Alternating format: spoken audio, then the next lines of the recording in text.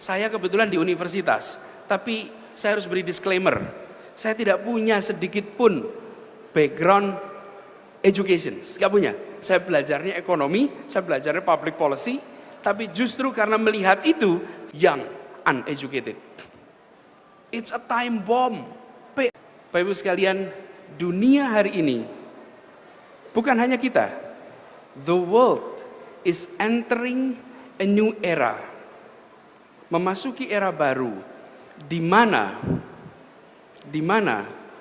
bahasa utama interaksi dalam berbagai institusi adalah meritokrasi. Meritokrasi is the new language. Bapak Ibu sekalian, ke depan orang tidak lihat apakah Anda orang Indonesia, apakah orang Singapura, atau orang Malaysia. Pertanyaannya bukan lagi latar belakang, pertanyaannya adalah latar depan. Apa yang Anda bisa lakukan, apa yang Anda bisa kontribusikan. Memasuki era seperti ini, tantangan kita di Indonesia menjadi amat besar. Kalau kita perhatikan, tidak usah jauh-jauh sekalian. Izinkan kita bertanya pada diri kita sendiri. What makes us sit where we are today? Ada Pak Yunardi di sini. What makes you sit in that chair, Pak? What make me stand here? What makes Pak Tanri sit where he is today? What makes every one of us sit where we are today? Bukan kerja keras, bukan latar belakang. It's education that makes you sit where you are. Pendidikan kita menentukan kita duduk di mana. Hari ini yang dilayani dan yang melayani bedanya bukan etnisnya, bukan sukunya, bukan desanya, bukan kampungnya. Yang membedakan level of education. Yang membedakan yang dilayani dan melayani. Dan ini adalah perubahan yang luar biasa dalam masyarakat Indonesia. The old Indonesia was equal. Indonesia yang lama, saya menginterpretasikan nih yang dikatakan Pak Hermawan. The old Indonesia was equal, very equal. In terms of what? We all were poor. Kita semua ini sama, apa? Sama-sama miskin, sama-sama terbelakang. Sekarang kita menyaksikan sebagian dari kita menjadi the haves, the knows, the work. Dan sebagian dari kita, the have-nots, the work-nots, the knows-nots. Apa yang membedakan itu? Karena channel penempatannya berbeda. The channeling adalah education. Pendidikan itu yang menempatkan kita berada di mana. Hari ini, kita menemukan Indonesia yang harus disyukuri. Saya menyatakan ini bukan sebagai masalah, tidak.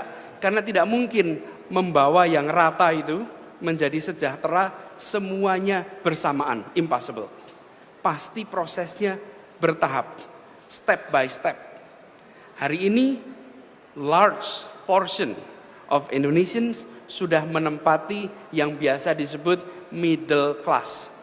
Kalau saya lebih suka menyebutnya bukan middle class, middle income group, Pak. Karena as a class, they're able to organize themselves. Hari ini our middle income group masih belum. Tapi as a group sudah ada. Ini satu sisi. Di sisi lain masih begitu banyak yang di belakang. Bagaimana kita mengubah ini? Bagaimana kita mentransformasi ini? Di sini menurut kami sudah saatnya kita semua mengubah cara pandang kita tentang eskalator tadi. Kita sudah harus berhenti menganggap eskalator itu negara. Jadi kalau di sini ada youth and netizen, ini adalah instrumen besar yang harus dirangsang untuk memainkan peran. Kalau saja Indonesia baru yang terbentuk kemarin tidak memiliki fondasi yang hebat, kita tidak seperti sekarang. Indonesia dibangun oleh orang terdidik, begitu membangun sebuah nation state yang dilakukan apa? Samakan semua orang. Mereka berasal belakang dari aristokrasi, tapi mereka menghapuskan aristokrasi. Ada 138 kerajaan yang dihapus, diratakan. Kita hari ini merasakan manfaatnya. Kita hari ini mulai merasakan. Yang kedua adalah bahasa. Coba kita tidak punya satu bahasa, mengerikan sekali Pak. Mengerikan sekali. Kita take it for granted. Tapi tanpa itu Indonesia baru yang kita ketahui sekarang itu will never exist. Uni Eropa hari ini terdiri dari 27 negara. Dan bahasa resmi Uni Eropa 23 negara, 23 bahasa. 23 official language of a 27 countries in a single union. Bayangkan jika republik ini bahasanya 4 saja. Sudah rumit. Kita beratus dan memilih satu. Itu adalah New Indonesia. Fondasi kesejajaran ditambah dengan perasaan kesatuan, lalu yang kita sama-sama ini ditransformasi lewat instrumen pendidikan. Nah sekarang kita menghadapi era baru yang tadi saya sebut sebagai istilah era berdasarkan meritokrasi. Nanti Bapak sekalian, kalau di private sector sudah terjadi. Siapa yang menjadi CEO bukan berdasarkan warna paspor, tapi berdasarkan kompetensi. It's not the color of your passport that determine your positions, tetapi it's your competence. Dan di sini, kalau kita tidak mengambil alih tanggung jawab, siapa kita itu? Civil society, non-government. Kita tidak mengambil alih tanggung jawab soal ini. We are waiting for a time bomb to explode. Allow me to give us a warning. Yes, this country move because there is hope. Kita ini bergerak karena ada harapan. Tapi hati-hati, kita juga harus bergerak karena ada ancaman. Apa ancaman itu? Bapak Ibu sekalian, yang dinaik kelaskan seperti kita sekarang ini, all of us here, because of education, kita sekarang menyiapkan generasi berikutnya, generasi penerusnya. Tadi kita mendengarkan Pak Hermawan Kertajaya bercerita how proud he is with the achievement of his daughter. Bukan sesuatu yang aneh, sesuatu yang dalam tanda kutip normal, tetapi mempesona karena she has accomplished something beyond her father. Dan itu artinya her father is a good teacher because he can make the daughter achieve better than the father. Guru yang baik itu menghasilkan murid yang lebih baik. Jadi kalau ada murid yang sama baiknya, berarti salah gurunya ini. Pertanyaannya Pak sekalian, beberapa waktu ini kita menyaksikan we can take care of ourselves. Kita semua yang berada di tempat ini insya Allah sudah bisa mengurus diri sendiri. Kita nggak minta pemerintah. Kalau sakit ke puskesmas. Kalaupun pergi ke RSCM, pasti eksekutif clinics, bukan ke regular clinics. Kalau ngirim anak sekolah, I guarantee you don't send your kids to an SD in press. Guarantee Pak. Our welfare, we can take care of ourselves. Kenapa? Karena kita sudah naik tadi. Tetapi ada juta lain yang tidak bisa melakukan itu. Kalau kita tidak melakukan sesuatu, apa yang terjadi Bu sekalian? Kita dulu equal society, we all poor. By the way, tahun 45, 95% of Indonesians were illiterate. 95% penduduk republik ini buta huruf. Saya membayangkan Pak, suruh pidato bisa, mengumpulkan massa sanggup, kasih bambu diruncingkan Pak, siap perang Pak. Tapi beri secari kertas, write down your name, angkat tangan. That's seberapa terbelakang kita. Hari ini yang buta huruf tinggal 8%. Kita semua harus bangga. Tidak ada bangsa di dunia sebesar Indonesia bisa mengkonversi dari complete illiteracy menjadi complete literacy seperti Indonesia. Tidak banyak bangsa yang bisa melakukan seperti itu. And us, we did it. Hanya kita seringkali tidak percaya good news from Indonesia. We believe on bad news from Indonesia. Kalau ada bad news tentang Indonesia, yakin. Kalau good news, let's think it twice. Datanya kurang valid. Tapi kenyataannya tidak. Ini contoh kasus. Artinya apa Bapak sekalian? Ada usaha serius dan membuat kelompok baru yang jumlahnya cukup besar. Tapi ini menghasilkan inequality yang tadi saya sebutkan. Inequality bukan karena dari dulunya unequal, bukan. Inequality karena gilirannya belum sampai pada semua. Nah, kalau seperti ini terjadi, naik kelasnya belum pada semua. It is now the time for the middle class of Indonesia untuk get their hands on. Untuk apa? Payback. Bukan donasi, bayar balik. It's a completely different concept. Kalau donasi itu karena saya memiliki, saya memberikan. Ini bayar balik. Kenapa? Saya di sini karena saya diangkat oleh negara, karena ada state di dalam nation ini. There is a state in this nation. Without the presence of state in these nations, we are not where we are today. Let's pay back. Karena itu, sektor civil society, sektor corporations hari ini harus peduli. Ancamannya apa? Ini yang saya ingin sampaikan. Ancamannya adalah time bomb yang saya sebut tadi. Ini ada yang di atas, ada yang di bawah. Yang menaikkan ke atas namanya pendidikan. Hari ini education is expensive. Maksud saya quality education is expensive. Kalau didiamkan seperti sekarang saja, maka yang di bawah akan berputar di bawah dan yang di atas akan berputar di atas. The new middle class of Indonesia in the future is coming from the existing middle class of Indonesia. Padahal middle class Indonesia hari ini datangnya dari waktu itu bukan lower class, ya waktu itu kita masih sejajar, sama.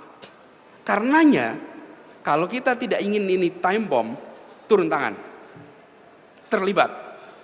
Kita harus mulai membuat education sebagai movement. Saya kebetulan di universitas, tapi saya harus beri disclaimer, saya tidak punya sedikit pun background education, nggak punya. Saya belajarnya ekonomi, saya belajarnya public policy, tapi justru karena melihat itu, saya menyaksikan ini ada time bomb kalau kita tidak turun tangan sekarang. Orang boleh miskin, orang boleh jauh dari akses pada kesejahteraan, tapi bayangkan, ekonominya lemah, pekerjaannya sulit, pulang ke rumah yang panas, sumpek, menyaksikan anaknya tidur sambil dia membayangkan anak ini akan mengalami seperti yang saya alami 30 tahun yang akan datang. Itu resep membuat collective frustration. Karena dia membayangkan anaknya tidak akan bisa lebih baik. Karenanya penting sekali Bapak sekalian untuk membawa mereka semua, saudara kita sendiri yang belum dapat giliran naik. How do we do it? Make education a movement. Make education a movement, not a program. Hari ini we make education a program. Program run by who? By government. Apa sih konsekuensinya kalau itu program? Kalau itu program artinya ownership to problem is in the program management. Kalau movement, ownership to the problem is in all of us. We own the problem. Kenapa? Karena ini movement.